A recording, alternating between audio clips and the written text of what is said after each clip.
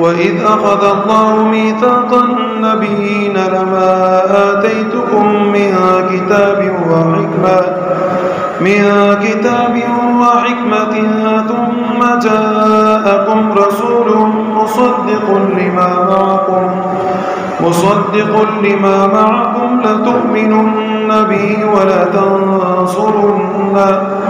قال أأقررتم وأخذتم على ذلكم إصري قالوا أقررنا قال فاشهدوا وأنا معكم من الشاهدين فمن تولى بعد ذلك فأولئك هم الفاسقون أفغير دين الله يبغون وله أسلم من في السماوات والأرض طوعا وكرها وإليه يرجعون قل آمنا بالله وما أنزل علينا وما أنزل على إبراهيم وإسماعيل وإسحاق ويعقوب والأسباط وما أوتي موسى وعيسى والنبيون من ربهم لا نفرق بين أحد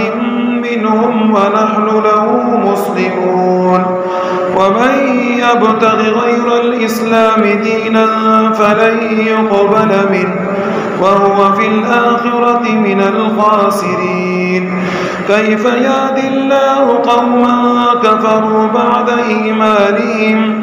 وشهدوا أن الرسول حق وجاءهم البينات والله لا يهدي القوم الظالمين أولئك جزاؤهم أن عليهم لعنة الله والملائكة والناس أجمعين خالدين فيها لا يخفف عنهم العذاب ولا هم ينظرون إلا الذين تابوا من بعد ذلك وأصلحوا فإن الله غفور رحيم إن الذين كفروا بعد إيمانهم ثم ازدادوا كفرا لن تقبل توبتهم وأولئك هم الضالون إن الذين كفروا وماتوا وهم كفار فلن يقبل من أحدهم ملء الأرض ذهبا ولو افتدى به